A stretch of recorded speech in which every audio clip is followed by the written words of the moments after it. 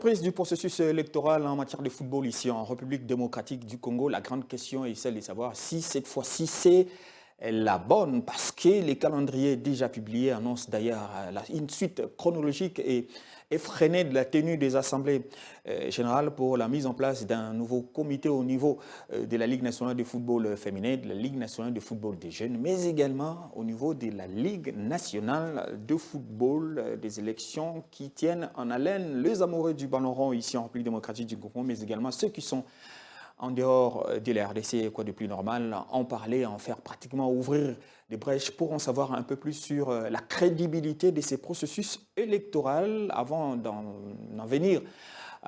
Ce qui est très attendu, les élections du comité exécutif de la Fédération congolaise de football association pour boucler pratiquement et mettre un terme à cette normalisation qui n'a vraiment pas trop aidé le football en RDC dans son développement et son évolution, mais aujourd'hui nous allons nous consacrer uniquement à parler de ces processus électoraux et de sa crédibilité, de sa faisabilité.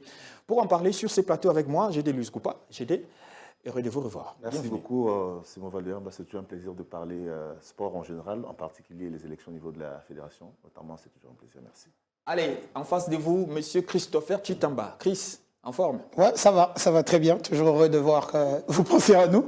Je suis content quand vous m'invitez parce que je connais la qualité des choses que vous êtes capable de faire. Mais en face, il y a aussi Gédé Luis Koupa. Ça veut dire que il va y avoir du lourd sur ce plateau. Je suis pressé. Je l'espère bien. J'espère bien que nous allons bien servir nos nombreux téléspectateurs qui vont nous suivre via également nos plateformes et partout à travers les mondes. Quoi de plus normal, le processus électoral, ce n'est pas que quand on parle politique, ici en République démocratique du Congo. Chacun doit porter dans son secteur, doit donner un sens à ce qui s'est fait autour de lui. Et voilà pourquoi nous nous sommes décidés de parler en profondeur de ces processus électoraux au niveau du football, parce que ça a mis du temps, ça a commencé, ça s'est arrêté, ça s'est relancé, on a freiné, on s'est dit est-ce que ça va finir ou pas, qu'est-ce qui doit être fait?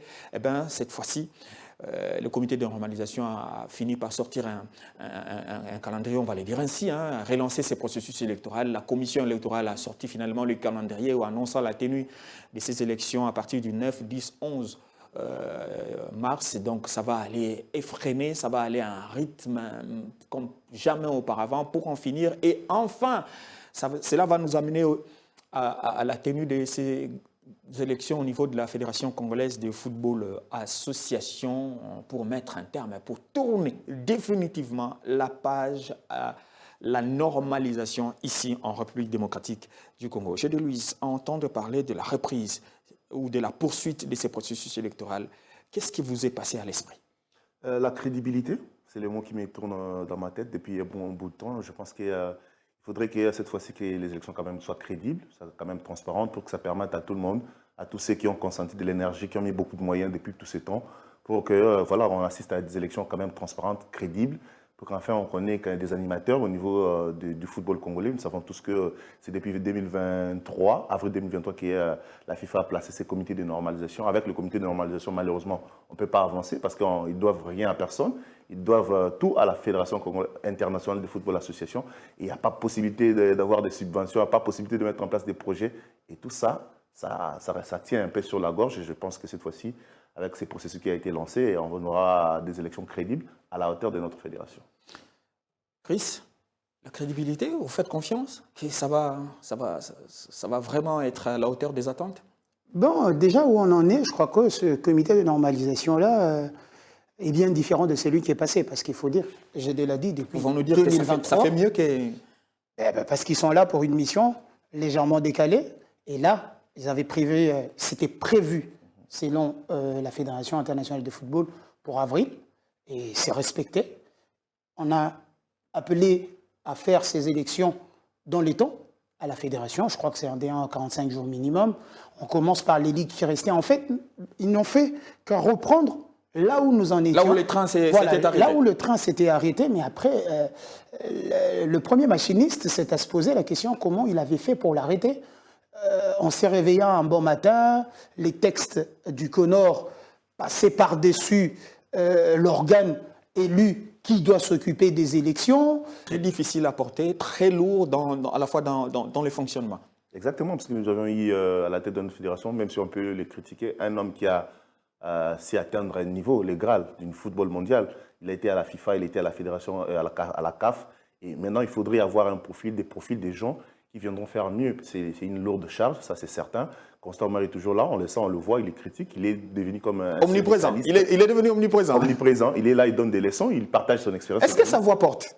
Ben, bien sûr, ça doit porter. C'est quand même Constant Marie. On peut tout dire, mais on ne peut pas refuser son expérience, son expertise. C'est vrai que voilà, il est là, il parle, il critique, tout ça. À son époque, il a été aussi critiqué. Et donc, c'est une lourde responsabilité pour tous ceux qui se portent comme candidats pour relever le défi. Il y a quand même un défi énorme qui a été laissé par Constant Marie. Aujourd'hui, il va falloir faire mieux. Les différents comités de normalisation qui se sont un peu succédés, il y a eu des failles. On a décelé vraiment des failles. Et actuellement, là, il faudrait maintenant passer aux choses sérieuses, c'est-à-dire placer des personnes élues qui seront redevables vis-à-vis de leurs électeurs et avec un mandat bien précis, avec des projets bien en place. On va voir maintenant où ça va nous mener. Allez, le processus électoral, là, vous en avez vécu combien?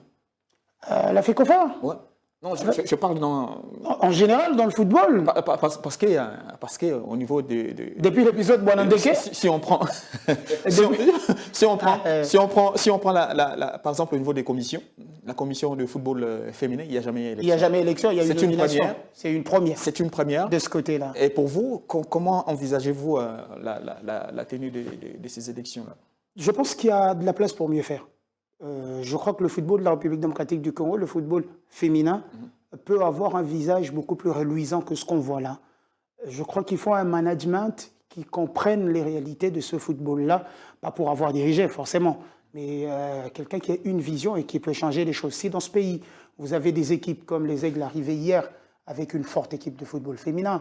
Vous avez Charlie Kassongo, que je respecte énormément, avec son équipe de Mani. Vous avez le tout-puissant Mazembe Anglebert, qui a non seulement le FCS TP Mazembe, qui a aussi Nsichana, une deuxième équipe du TP Mazembe. Vous avez le FC Saint-Élol Popo Kirene, vous avez DSMP Bikira. Mazembe qui reste pionnier partout, Mazembe qui reste la locomotive partout, chez les messieurs, chez les dames. C'est Mazembe qui dicte sa loi, sa force. Question d'organisation. Question d'organisation, je pense que ça, les dirigeants de Mazembe l'ont anticipé, ils l'ont compris. Au préalable, on a beau le détester, mais il faut accepter que Kitenge... On a beau calquer Mazembe, un club opposition, mais... Bon, écoutez, c'est le football. Je me refuse généralement de prendre ce qui est dans le football pour ramener dans la politique. Le malheur, c'est que les politiques, eux, ne se gênent pas de se servir du football et de sa popularité pour se faire des voix et ensuite nous jeter. Nous qui suivons les sports, nous qui sommes férus de ces sports. Donc, je crois que le TP a été juste, on ne peut plus organiser et ça c'est reparti, je pense, après Abu Dhabi 1. Mazembe est revenu avec une toute autre expérience. Kitenge, pour revenir à lui, il me faisait rire. Le TP est arrivé avec un logo là, à cette hauteur-là.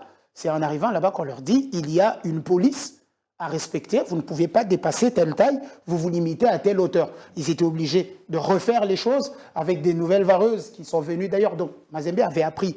Mais quand je regarde ce que fait les Aigles du Congo aujourd'hui, je me dis que Vidi Chimanga a appris de son passage au sein du dernier club. Allez, on ne sortons pas parce qu'on reste dans les élections. Non, on parle plutôt football féminin. Féminin. Si je le dis, c'est que je les évoque pour dire qu'il y a des gens qui savent mettre les moyens pour ce football féminin-là. Ce n'est pas comme à l'époque où on avait l'impression que c'est un football laissé pour compte. Il y a ces moyens-là. Aujourd'hui, la RDC attire des filles qui peut-être ne connaissaient même pas ce Congo à l'époque. Eva Sumo, les autres qui jouent. Nous avons la fierté congolaise. D'avoir un Kanjinga. Au Paris Saint-Germain, un des clubs les plus huppés en Europe. Une fille qui est partie de Kamina, Lumumbashi, regardez où elle en est. Ça veut dire qu'on a des potentiels. On a des choses, mais maintenant, il faut une vision. Il faut c'est au niveau de la gestion.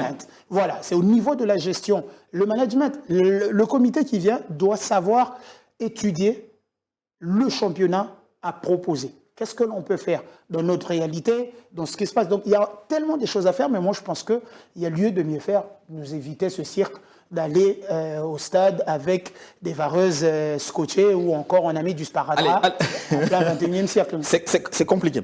Les premières élections, on dit, certes, il y a quelqu'un qui a géré avant, on va s'attarder un peu sur ça. C'est un processus, on voit beaucoup plus au niveau de la FECOFA, mais ça va commencer au niveau des commissions. C'est pratiquement là où ça va se décider, a priori. Exactement, parce que d'abord, le football féminin, en parlant de football féminin, il y a eu quand même une commission qui est là depuis des années, il n'y a jamais eu des élections. heureusement, dont on parlait récemment de Mazembe, etc.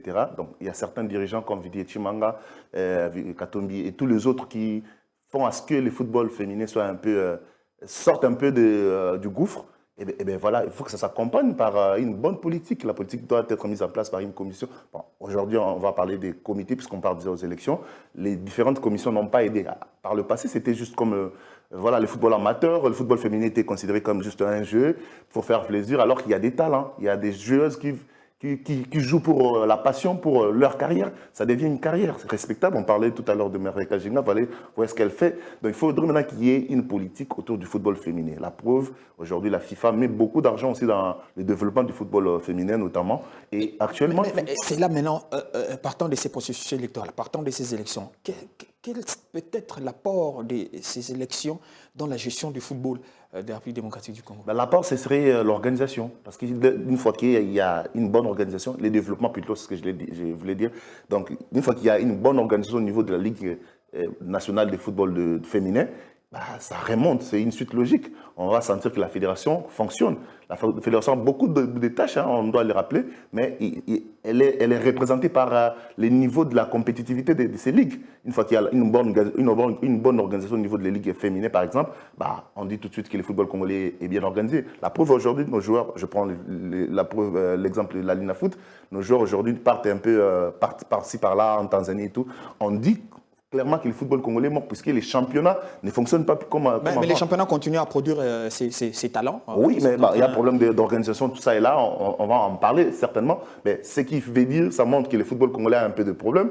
La fédération ne marche pas lorsque ces ligues ne marchent pas non plus. Allez, vous parlez des problèmes du football, mais quand on sait qu'au niveau de l'élite, on va le dire, du championnat de la Ligue nationale de football, c'est aussi une commission qui a géré pendant tous ces temps. Il est temps de mettre un terme à tout ça. Exactement, c'est ce qu'on dit. Donc la commission n'est redevable à personne. La commission est redevable directement à la Fédération congolaise de football. Il n'y a pas d'électeurs qui viendront dire, voilà, on va statuer, on va mettre une assemblée pour soit voilà, virer ou voilà, faire dégager, entre guillemets, permettez-moi, les dirigeants qui sont là, parce que c'est une commission, elle est redevable vis-à-vis de la fédération. Et lorsque la fédération est morte, quasiment, donc les commissions font ce qu'elles veulent. Elles veulent la preuve.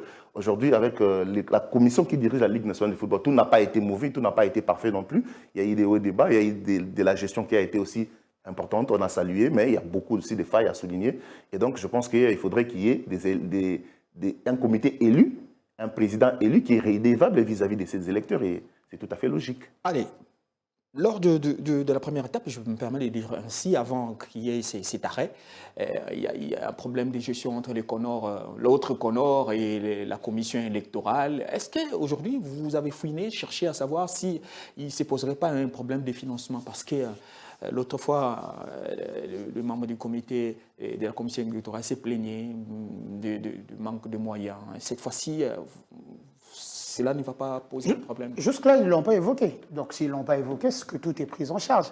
Même à l'époque de l'ancien Conor, dirigé par Dieudonné Sambi, je pense qu'il y avait les moyens qui étaient mis à disposition. Au-delà de ça, cette FECOFA a un certain matelas financier qu'elle avait, elle aussi. Donc, ça vous en train de dire qu'il serait question d'une mauvaise foi à l'époque? Ouais, c'était une mauvaise foi, totale.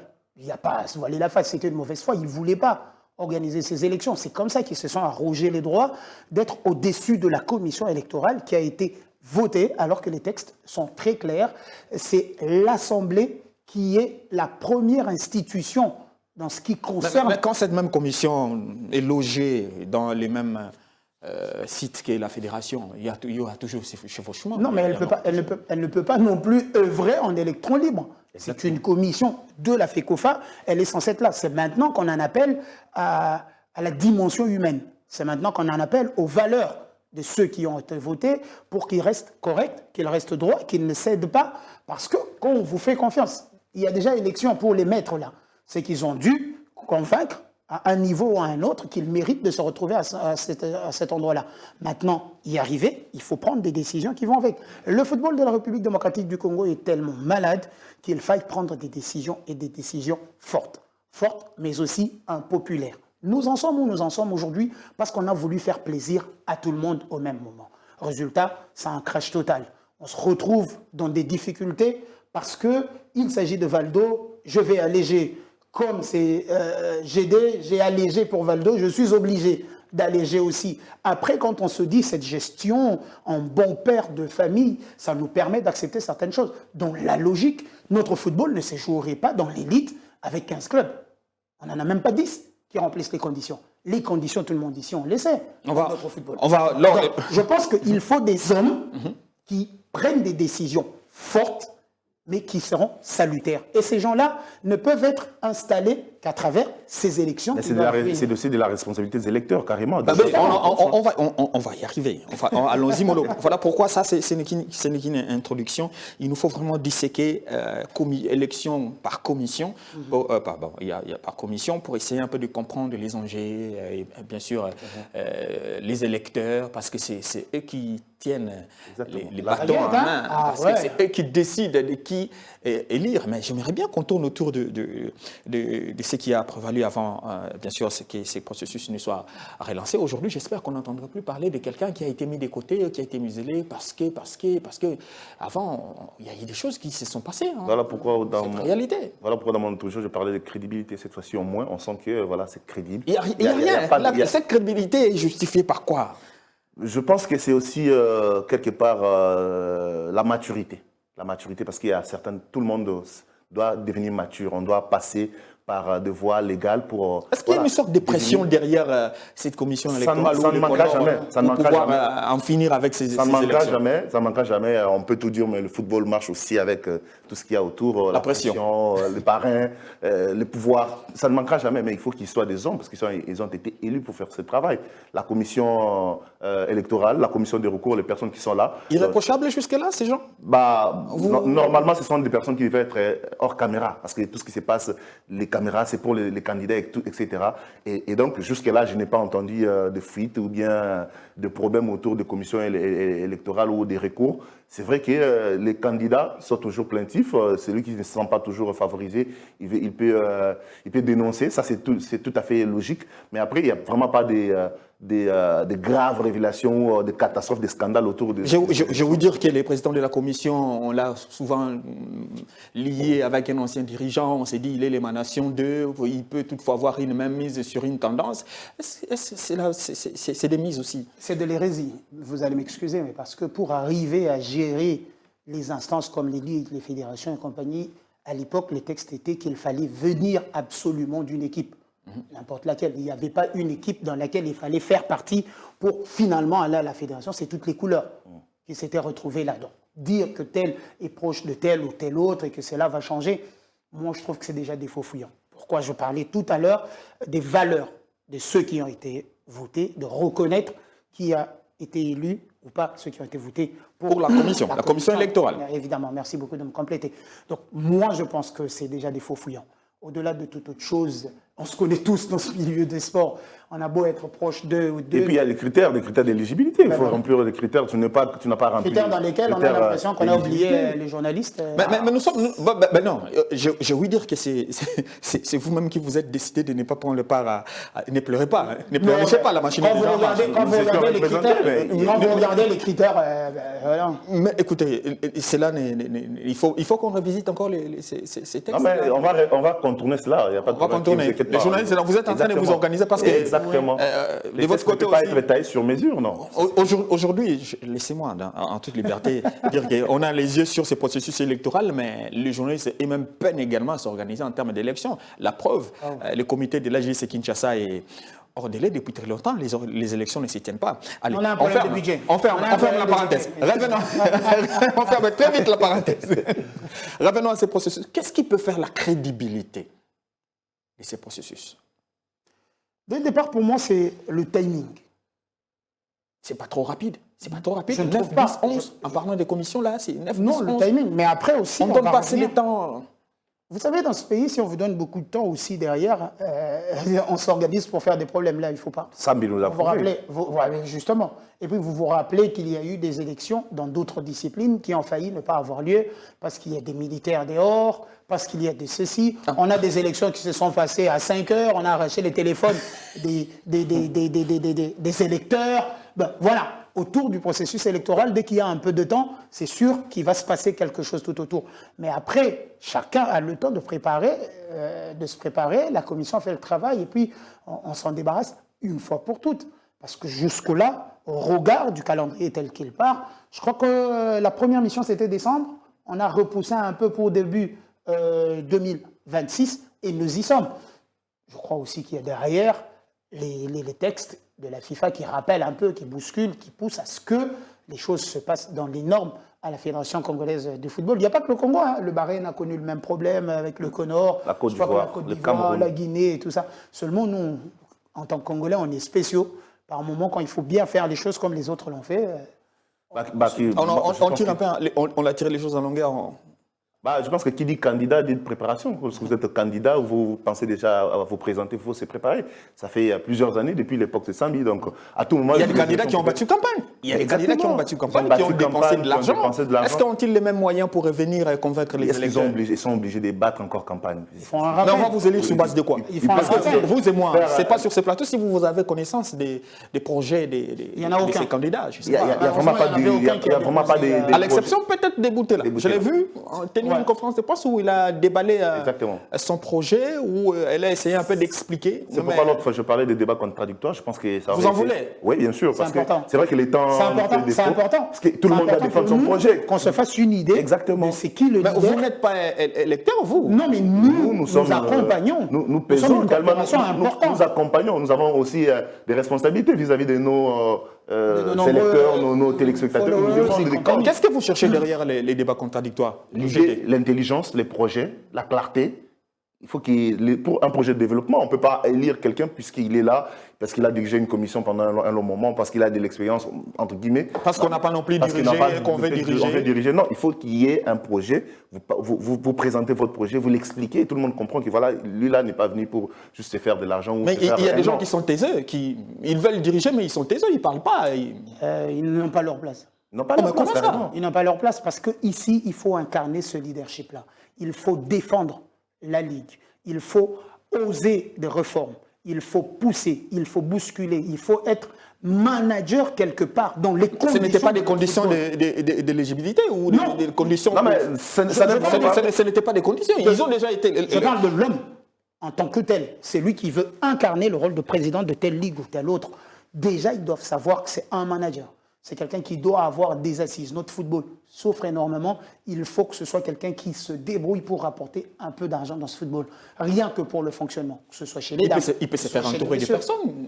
Même de faire ce que vous dites. Mais il faut déjà avoir ce leadership-là. Il faut avoir ce management-là. Ça, c'est le minima des qualités qu'il faut à quelqu'un qui veut briguer ces postes-là de président. Et forcément, ce n'est pas que le président qui pourrait défendre son projet. D'ailleurs, toutes les listes... C'est des tickets. Voilà, tous les candidats doivent déposer en liste. Donc, vous pouvez choisir entre vous qui parle bien, qui défend le projet. Et vous défendez votre monture, c'est clair. Je pense que ça ne vaut vraiment pas la peine d'échapper à cette partie-là des droits conducteurs. Est-ce que la commission électorale a prévu ça? Vous en avez une idée? Malheureusement, ce n'est pas prévu. J'ai vu le chronogramme. Il n'y a pas de débat contradictoire. Et si c'est pour qu'il y ait débat contradictoire, ça pourrait se faire comment? Face à la presse. Face à la presse. Clairement, la presse qui n'est pas électeur.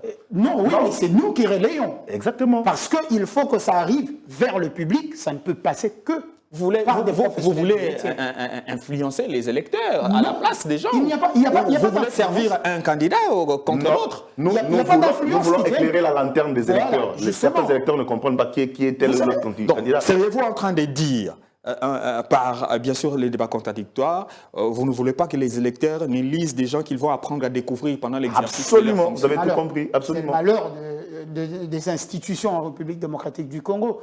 Et on sait par moment comment les élections se font. Je vous disais tout à l'heure, certains ont été enfermés, d'autres on leur a payé les billets.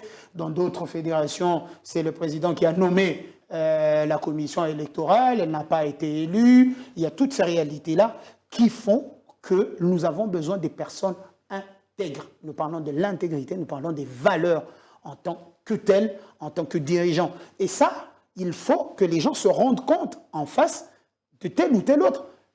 Qui est venu me convaincre? Avec quel mot? Regardez, la question à se poser, c'est comment se font, comment se fait la campagne? Est-ce qu'il y a d'abord campagne? Ça, Justement. c'est une autre Les paire de manches. électeurs votent par rapport à quoi? Alors, votez-moi ou parce que je suis avec vous, votez GD. Vous voyez le mal? La plupart des campagnes passent par des journalistes. Malheureusement, je sens quand même il y a des groupes de journalistes qui se sont partagés. Voilà, Non, les journalistes portent les candidats. sont en train de s'entretuer C'est ce que par candidat c'est ce que je interposé. comprends parce que voilà, la campagne, je pense que ça aurait été une bonne campagne pour convaincre les électeurs. Malheureusement, la plupart des candidats, ils vont voir. Est-ce que les candidats, est-ce que la commission électorale a pris les soins de permettre à ce que les candidats prennent d'ailleurs connaissance des électeurs ou que les électeurs prennent connaissance des candidats qu'ils viendront élire? Je pense que Ça, c'est la stratégie personnelle ou bien ça devait être orienté au vu de la réalité? Je pense que le processus électoral a été sommes. relancé, ça ne commence pas de maintenant. Donc, il y a quelques mois déjà, ça a été déjà entamé au niveau des cercles, les ententes des ligues provinciales. Ça, c'est juste la continuité. Donc, tout a été pratiquement fait. Les électeurs connaissent qui sont les candidats. S'ils ont parlé en coulisses pour qu'ils soient convaincus, peut-être c'est le cas. Mais après, il faudrait qu'ils fassent des choix forts pour le football congolais. C'est l'avenir du football parce que ce sont le même président des ligues provinciales, pour ne prendre que comme électeurs, qui viennent se plaindre auprès de nous, la presse, lorsque ça ne marche pas. Vous ne nous parlez pas, voilà, la fédération a fait ceci, les ligues nationales ont fait cela, mais eux-mêmes, ils sont les électeurs, ils seront face à leurs responsabilités. Donc, à un moment, au bout d'un moment, ils doivent faire le choix idéal. Parce qu'ils savent le problème qui ronge leur ligue, qui ronge le football au niveau amateur, par exemple. Allez, donc, tout ça, c'est de la responsabilité. Dans la logique, je pense qu'ils devraient, eux, les électeurs, être au courant du projet de tel ou tel autre pour se décider. Exactement. Sinon, ce sera un choix aléatoire. Parce que la tête de Valdo me plaît bien, je vote. Alors que jusque-là, je n'ai vu sur la place publique aucun projet. Vous l'avez dit, à part Arlette Moutela qui a eu le courage. Bon, après, elle a cet avantage-là. J'ai vu aussi Vika qui a tenu une conférence de presse. Nous avons eu écho de cela aussi. Il est candidat, il demeure encore candidat. Il est encore candidat. Il n'a pas changé d'avis. Patrick Aïs également dans la monture de Timothée Némé. Maître Patrick est également. Bon, en fait, il y aura des émissions où on va s'attarder sur les listes pour essayer un peu de disséquer là-dedans parce que c'est un processus électoral. Nous n'allons pas subir ces processus-là. Nous allons vraiment disséquer, essayer de comprendre, essayer de vous faire comprendre également qui sont candidats et les pourquoi, qui peuvent faire quoi, qui influence sur quelle liste. Donc on va s'attarder là-dessus. On va prendre le dernier virage parce que c'est pratiquement les 4 dernières minutes qui nous restent pour terminer ces numéros. Je me dis, le processus électoral, Christopher Tshitamba, le processus a commencé. Est-ce qu'il y a je reviens encore, c'est une question que je posais, mais j'aimerais bien qu'on essaie un peu de revenir là-dessus, sur la présidence de la commission électorale. Est-ce que vous le voyez avoir les mains libres et faire les choses comme telles, au vu de ce temps mort qui a régné pendant toute cette période? Tant qu'il n'y a pas de lettres pour leur mettre un coup de pression. Je pense qu'ils sont libres, qu'ils ont tout à faire, à moins qu'il y ait une pression sournoise de ceux qui dirigent aujourd'hui au profit de tel ou tel autre candidat par rapport à tel ou tel autre calcul. Mais jusque-là, je ne les entends pas. À l'époque, cette commission-là, elle n'hésitait pas à faire des sorties. Quand il n'y a pas eu de l'argent, quand ils ont commencé à recevoir de pression, c'est eux qui ont mis sur la place publique les lettres qu'ils recevaient parce qu'ils estimaient que ça allait à l'encontre des textes. Et nous, on en a fait des choux gras, nous, la presse, entre guillemets. Donc je pense pour moi qu'ils n'ont pas ni droit à l'erreur, mais il n'y a pas lieu pour eux de ne pas bien faire les choses pour l'instant. Tant qu'il n'y a pas de critique, tant qu'il n'y a pas de pleurs, je suppose que les choses avancent. S'il y a des choses à dire, c'est maintenant qu'il faut les mettre sur la table pour organiser les élections. On rappelle que c'est dans moins d'une semaine qu'on va avoir ces élections-là, mais à moins d'une semaine, s'il n'y a pas de revendication, je ne vois pas pourquoi... La célérité, moi je reviens. À vous, je dis la célérité, l'alignement. Est-ce que ça n'aurait pas été mieux d'aligner une élection après 24 heures ou 48 heures après l'autre? Parce que là, cette célérité, ce n'est pas trop surchargé. Les raisons, vous faites une idée sur les raisons qui ont fait qu'ils puissent aligner ces élections-là, les enchaîner, le 9, le 10, le 11? Je n'ai vraiment pas de raisons, en tout cas claires, parce que je pense qu'ici, ils ont estimé qu'ils doivent aligner les élections comme ça, c'est qu'il y a une très bonne raison, parce que c'est eux qui dirigent, c'est eux qui reçoivent des pressions, tout ce dont on parle ici. Je pense qu'il y a quand même lieu de penser qu'il y a quand même un processus qui est mis en place, qui va être respecté. Après, les électeurs doivent prendre, les candidats d'abord doivent prendre toutes les mesures possibles, leurs électeurs, pour que le processus soit respecté.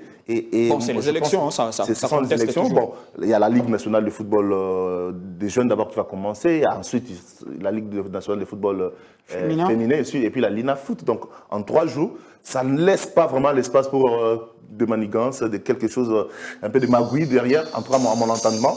Je pense que c'est bien fait, même si les timing est trop serré, mais ça ne permet pas d'ouvrir une brèche pour faire entrer certaines choses inattendues. Et moi, j'espère que ça va être bon, parce qu'il y a un programme qui est déjà mis en place.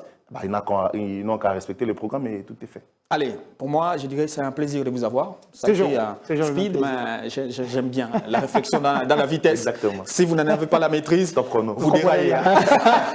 Merci beaucoup.